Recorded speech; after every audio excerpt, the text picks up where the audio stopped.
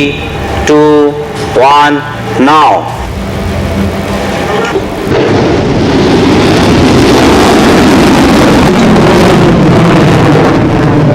रक्षा क्षेत्र में भारत ने इतिहास रच दिया है। भारत ने किया है हाइपरसोनिक मिसाइल का परीक्षण।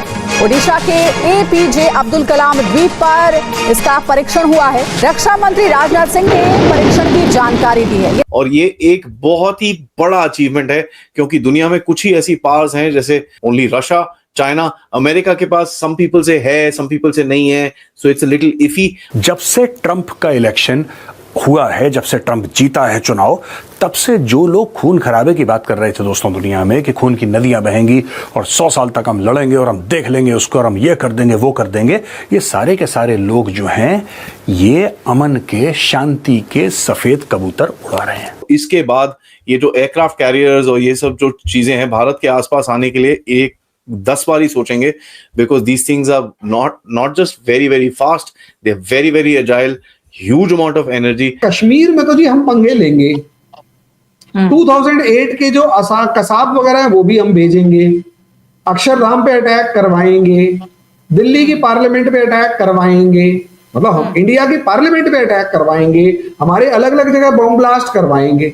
बस इंडिया कुछ ना करे, इंडिया को यह हक नहीं है, क्योंकि काफिर को मारना तो पाकिस्तान का हक है, और लेकिन काफिर हमें नहीं मारेगा। ये कौन सी बात हो गई?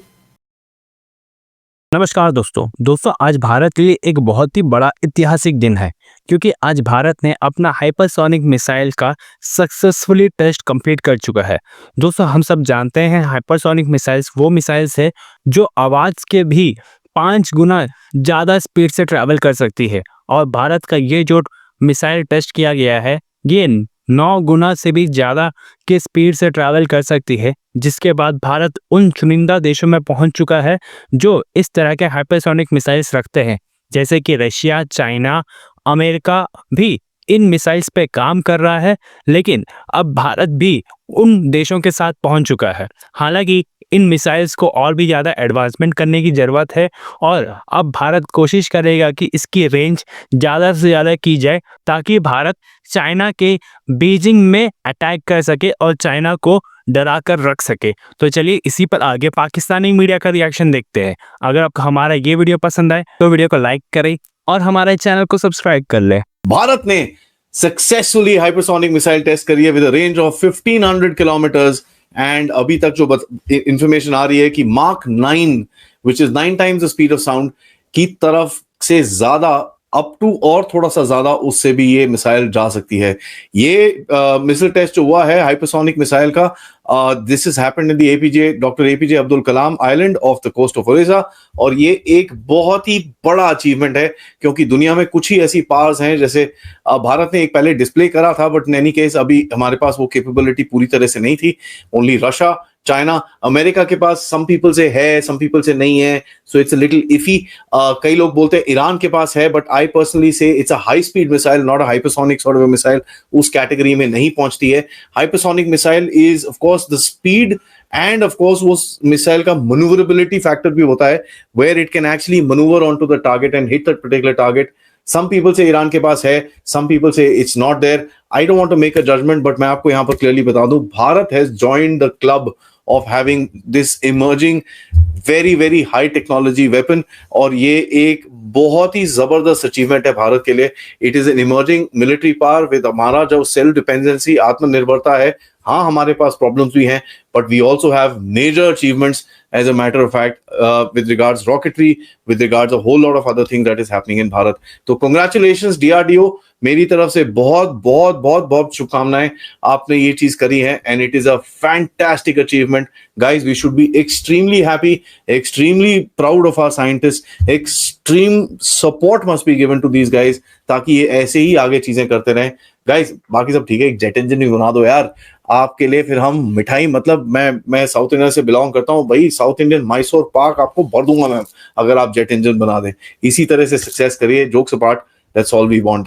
डिफेंस मिनिस्टर का सुबह सुबह ट्वीट आया कि भैया this is a amazing achievement for Bharat and that is very very important. इसका देखिए शॉर्ट फॉर्म में आपको ये ज्यादा दिखेगा LRASHM. Basically it means long range anti ship hypersonic missile. That is the kind of this thing. And मैं बड़ा clearly आपको बोलूं, इसके बाद ये जो एयरक्राफ्ट कैरियर्स और ये सब जो चीजें हैं भारत के आसपास आने के लिए एक 10 बार ही सोचेंगे, because these things are not just very very fast, they are very very agile, huge amount of energy. And as a matter of fact, ये जब जाके ये किसी चीज पे टारगेट हो जाए, उस टारगेट को उस चीज से हटना बहुत मुश्किल है. These missiles can not be shot down at the moment. This is one of those weapons की सब लोग बहुत कम कंट्रीज के पास हैं, बहुत कम क्वांटिटीज में है, लेकिन इसको डिफीट करना बहुत ज्यादा मुश्किल है, क्योंकि the share speed and the share capability of this system is so good.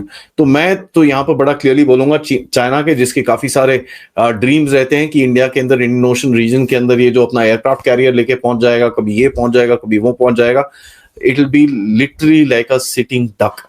ठीक है, आप मतलब एक शिकारी के सामने आए हो और उसको बोल रहे हो भैया कर ले जो करना है, उसने एक शॉट मारना है, आपका पूरा सब कुछ गेम खत्म हो जाएगा.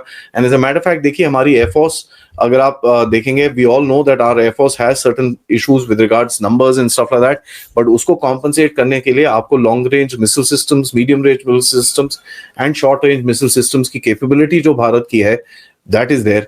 कश्मीर में तो जी हम पंगे लेंगे. 2008 के जो कसाब वगैरह है वो भी हम भेजेंगे. अक्षरधाम पे अटैक करवाएंगे, दिल्ली की पार्लियामेंट पे अटैक करवाएंगे, मतलब हम इंडिया की पार्लियामेंट पे अटैक करवाएंगे, हमारे अलग अलग जगह बॉम्ब ब्लास्ट करवाएंगे.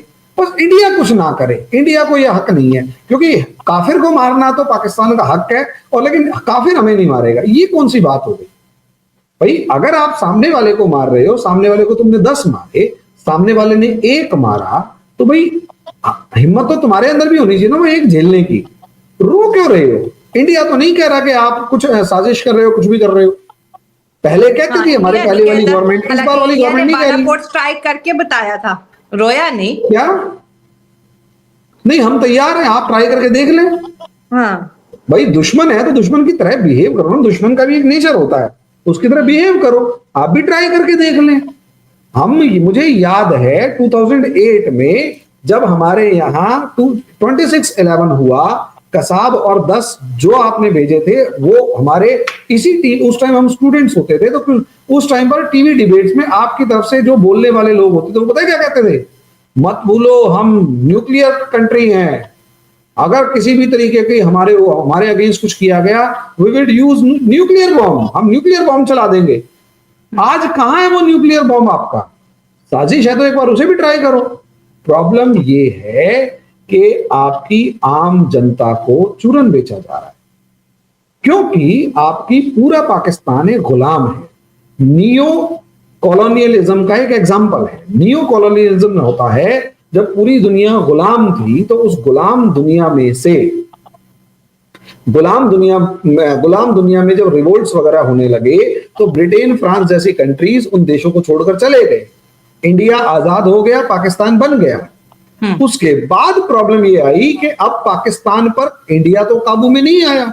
इंडिया कहता गवर्नमेंट भी हमारी होगी, सब चीजें हमारी होंगी, लेकिन पाकिस्तान तो बनाया ही इसलिए था ताकि अमेरिका और ब्रिटेन किसी तरीके से आपकी कंट्री पे कंट्रोल करे रखे.